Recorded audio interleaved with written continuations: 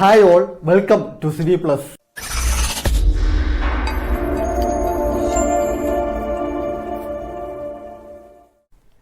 EWS അഥവാ economic weaker സെക്ഷന് 10% സംവരണം അനുവദിച്ചുകൊണ്ട് നമ്മുടെ സംസ്ഥാന സർക്കാർ ഒക്ടോബർ 23 ഒരു ഉത്തരവിറക്കിയായിരുന്നു.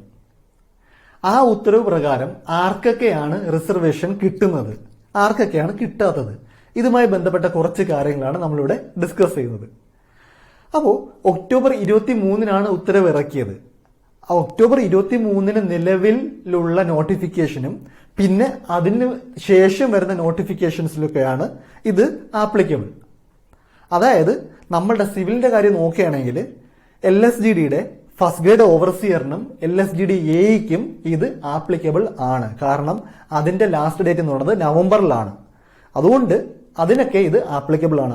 അതേസമയം നമ്മൾ ഡിസംബറിൽ എഴുതിയ എക്സാംസിനോ, ഇപ്പൊ 2019 ഡിസംബറിൽ എഴുതിയ എക്സാംസിനോ, അല്ലെങ്കിൽ നമ്മൾ 2020 നമ്മളുടെ ഇറിഗേഷൻ എ എഴുതിയിട്ടുണ്ടായിരുന്നു, പിന്നെ നമ്മളുടെ PWD എഴുതിയിട്ടുണ്ടായിരുന്നു, ഇതിനൊന്നും ഇത് ബാധകം അല്ല. പിന്നെ നമ്മൾ മുമ്പ് അപ്ലൈ ചെയ്തിരുന്നത് Kerala water authority third grade ഓവർസിയറിനും ഇത് ബാധകം അല്ല. കാരണം അതിന്റെ നോട്ടിഫിക്കേഷൻ മുമ്പായിരുന്നു വന്നത്.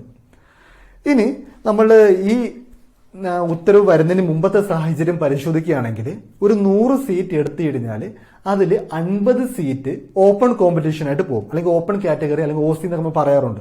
50% അവർക്കാണ്. OC ആണ്, ജനറൽ ആയിട്ട് വരുന്നതാണ്.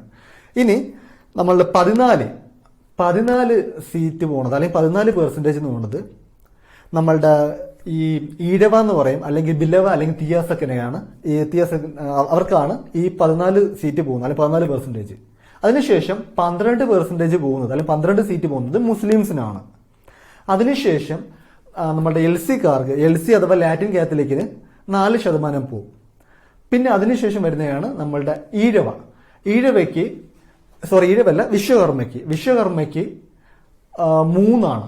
3 സീറ്റാണ് പോകുന്നത്, അല്ലെങ്കിൽ 3% ആണ് അവർക്കുള്ള റിസർവേഷൻ എന്ന് പറയുന്നത്. പിന്നെ അതിനുശേഷം നമ്മൾ നോക്കുകയാണെങ്കിൽ ഈ നമ്മളുടെ ഹിന്ദു നാടാർക്ക് 1 സീറ്റാണ്, അല്ലെങ്കിൽ 1% ആണ്. ഇനി SIUC നാടാര് അവർക്കും 1. പിന്നെ ഇതിന്റെ ഇടയിൽ വരുന്നുണ്ട്, അതായത് ധീവരയ്ക്കും 1. പിന്നെ അതിനുശേഷം വരുന്നതാണ് SCCC, അതായത് scheduled caste converts to Christianity എന്ന് പറഞ്ഞിട്ട് അവർക്കും 1. ഇനി ഈ പറഞ്ഞതിലൊന്നും വരാത്തതാണ്, അല്ലെങ്കിൽ ഈ പറഞ്ഞതിലൊന്നും വരാത്ത മൈനോറിറ്റീസ് ഒക്കെയാണ് അതർ ബാക്ക്വേർഡ് ക്ലാസ്സിൽ വരുന്നത്. അപ്പം ഈ പറഞ്ഞതിലൊന്നും വരാത്തവരാണ് അതർ ബാക്ക്വേർഡ് ക്ലാസ് അഥവാ OBCയിൽ വരുന്നത്. OBCക്ക് 3. ഇനി ഷെഡ്യൂൾഡ് കാസ്റ്റ് അവർക്ക് 8 സീറ്റും ഷെഡ്യൂൾഡ് ട്രൈബിന് 2 സീറ്റുമാണ്. അപ്പൊ ഇങ്ങനെയാണ് നമ്മളുടെ റൊട്ടേഷൻ ചാർട്ട് വരുന്നത്. റൊട്ടേഷൻ ചാർട്ട് നമ്മൾ പരിശോധിച്ചു കഴിഞ്ഞാൽ ഈ രീതിയിലായിരിക്കും നമ്മൾ റിസർവേഷൻ കൊടുക്കാറ്. ഇനി ആർക്കാണ് ഇപ്പൊ നമ്മൾ ഈ 10% EWSന് കൊടുക്കുന്നുണ്ട്. അപ്പൊ ഇത് എവിടെ നിന്നാണ് എടുത്ത് കൊടുക്കുന്നത്? ഞാൻ ആദ്യം പറഞ്ഞതുപോലെ ഓപ്പൺ കോമ്പറ്റീഷനിൽ 50 സീറ്റ് ഉണ്ട്, അല്ലെങ്കിൽ 50% ഉണ്ട്. അതിൽ നിന്നാണ് കട്ടാവുന്നത്. അതായത് ഈ ഉത്തരവ് ഇറക്കിയതിനു ശേഷം ഇനി വരാൻ പോകുന്ന റൊട്ടേഷൻ ചാർട്ടിൽ നമ്മൾ നോക്കിക്കഴിഞ്ഞാൽ 50 എന്ന് പറയുന്നത് 40 ആയിരിക്കും ഓപ്പൺ കോമ്പറ്റീഷൻ. മറിച്ച് 10 ഏതിലോട്ട് വരും? EWSലോട്ട് വരും. ഇനി നമ്മൾ നോക്കാൻ പോകുന്ന ഈ റിസർവേഷൻ ആർക്കൊക്കെയാണ് ലഭിക്കുന്നത്? ഞാൻ മുൻപ് പറഞ്ഞ കാറ്റഗറിയിൽ ഒന്നും വരാത്ത ആൾക്കാർക്കാണ് ഇത് ലഭിക്കുന്നത്. എന്നും പറഞ്ഞ് എല്ലാവർക്കും ലഭിക്കണമെന്നില്ല, അവിടെയും കുറച്ച് കണ്ടീഷൻസ് ഉണ്ട്. അതാണ് ഇനി നമ്മൾ ഓരോന്നായിട്ട് നോക്കാൻ പോകുന്നത്. അല്ല, ഏറ്റവും പ്രധാനപ്പെട്ട ഒരു കണ്ടീഷൻ എന്ന് പറയുന്നത് നമ്മളുടെ കുടുംബ വാർഷിക വരുമാനം 4 ലക്ഷത്തിന് കൂടാൻ പാടില്ല.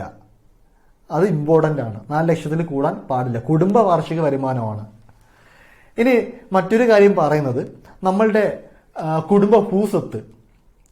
അത് ഇപ്പം ഗ്രാമപഞ്ചായത്തുകളിലാണ് നമ്മളുടെ കുടുംബ ഭൂസ്വത്ത് ഇരിക്കുന്നതെങ്കിൽ മാക്സിമം 2.5 ഏക്കർ വരെ പാടുള്ളൂ. 2.5 ഏക്കറിൽ കൂടുതൽ വന്നു കഴിഞ്ഞാൽ നമുക്ക് റിസർവേഷൻ കിട്ടില്ല. ഇനി മുനിസിപ്പൽ പ്രദേശങ്ങളിലാണ് നമ്മളുടെ വീടും പറമ്പ് അല്ലെങ്കിൽ നമ്മുടെ ഭൂസ്വത്ത് ഇരിക്കുന്നതെങ്കിൽ അവിടെ പറയുന്നത് 75 സെന്റാണ് മാക്സിമം. ഇനി മുനിസിപ്പൽ കോർപ്പറേഷനിലാണ് നമ്മളുടെ ഭൂസ്വത്ത് ഇരിക്കുന്നതെങ്കിൽ അവിടെ നമ്മൾ പറയുന്നത് 50 സെന്റാണ്. ഇപ്പൊ 55 സെന്റാണ് നമ്മളുടെ കോർപ്പറേഷനിൽ നമ്മളുടെ സ്ഥലമെങ്കിൽ നമുക്കത് കിട്ടത്തില്ല, റിസർവേഷൻ കിട്ടത്തില്ല. കാരണം മാക്സിമം 50 എന്നാണ് പറയുന്നത്. ഇനി ഒരു സിറ്റുവേഷൻ ആലോചിക്കുക. ഇപ്പൊ നമ്മളുടെ കുടുംബ ഭൂസ്വത്ത് പല സ്ഥലങ്ങളിലായിട്ട് ചിതറി കിടക്കുകയാണ്. അതായത് മുനിസിപ്പൽ കോർപ്പറേഷനിൽ കുറച്ചുണ്ട്, പിന്നെ ഗ്രാമപഞ്ചായത്ത് പ്രദേശങ്ങളിലും കുറച്ചുണ്ട്. അപ്പൊ അങ്ങനെയെങ്കിൽ ടോട്ടൽ സം എന്ന് പറയുന്നത് 2.5 ഏക്കറാണ്. അതിൽ കൂടുതലാവാൻ പാടില്ല. അതിൽ കൂടുതലായി കഴിഞ്ഞാലും നമുക്ക് റിസർവേഷൻ കിട്ടത്തില്ല. ഇനി നമ്മൾ ഈ ലാൻഡ് എന്ന് പറയുന്നത്, ഇപ്പം ഒരു ഉദാഹരണം പറയുകയാണെങ്കിൽ, ഇപ്പം നമ്മളുടെ ഭൂസ്വത്ത് കുറച്ച് നമ്മളുടെ നാട്ടിലും കുറച്ച് ഇപ്പൊ തമിഴ്നാട്ടിലോ അല്ലെങ്കിൽ വേറെ അന്യ സംസ്ഥാനങ്ങളിലോ ആണെന്ന് വിചാരിക്കുക. അങ്ങനെയെങ്കിൽ അതും കൂടെ കണക്കാക്കിയിട്ടാണ് ഇത് നിർണ്ണയിക്കുന്നത്. അതൊന്ന് ഓർക്കാം. ഇനി മറ്റൊരു കാര്യം, ഹൗസ് പ്ലോട്ട്.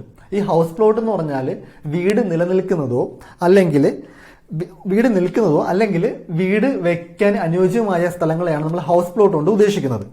അപ്പോൾ ഈ ഹൗസ് പ്ലോട്ടിനെ പറ്റിയും ഇവിടെ 1-2 കണ്ടീഷൻസ് പറയുന്നുണ്ട്. ഇപ്പൊ മുനിസിപ്പൽ പ്രദേശമാണെങ്കിൽ 20 സെന്റ് ആകാൻ പാടുള്ളൂ മാക്സിമം എന്ന് പറയുന്നത്.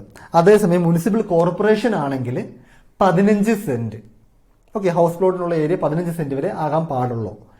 ഇനി നമ്മൾ ഇതിൽ രണ്ടിലും നമ്മളുടെ സ്ഥലം ഉണ്ടെങ്കിൽ, അതായത് മുനിസിപ്പൽ പ്രദേശത്തും ഉണ്ട്, മുനിസിപ്പൽ കോർപ്പറേഷൻ പ്രദേശത്തും നമ്മളുടെ ഹൗസ് പ്ലോട്ട് ഉണ്ടെങ്കിൽ, അങ്ങനെയെങ്കിൽ മാക്സിമം 20 സെന്റ് വരെ ആകാൻ പാടുള്ളൂ. അതും ഓർക്കുക. പിന്നെ അത് കഴിഞ്ഞിട്ട് നമ്മൾ ഒരു പോയിന്റ് കൂടെ പറയുന്നുണ്ട്. അതായത് അന്ത്യോദയ അന്യയോജന വിഭാഗത്തിൽ പെട്ടവർക്കാണെങ്കിൽ വേറെ പ്രത്യേകിച്ച് കണ്ടീഷൻസ് ഒന്നും ഇല്ലാതെ തന്നെ, അതായത് നമ്മളുടെ റേഷൻ കാർഡിൽ പേര് വേണം, അങ്ങനെയെങ്കിൽ വേറെ കണ്ടീഷൻസ് ഒന്നും ഇല്ലാതെ തന്നെ അവർക്കും ഈ റിസർവേഷൻ ലഭിക്കുന്നതാണ്. സോ ഇതൊക്കെയാണ് നമ്മളുടെ ഈ EWS ആയിട്ട് നമ്മൾ അറിഞ്ഞിരിക്കേണ്ട കുറച്ച് കാര്യങ്ങൾ. എല്ലാവർക്കും മനസ്സിലാക്കാണെന്ന് വിശ്വസിക്കുന്നു. എനിവേ ഞങ്ങളുടെ ഭാഗത്തു നിന്നുള്ള റിക്വസ്റ്റ് എന്ന് പറയുന്നത്, നിങ്ങൾ ദയവ് ഇത് ഇപ്പോൾ റിസർവേഷനിൽ കൂടെ ജോലി കിട്ടാൻ വേണ്ടി അല്ലെങ്കിൽ അതിനു വേണ്ടി തയ്യാറെടുക്കരുത്.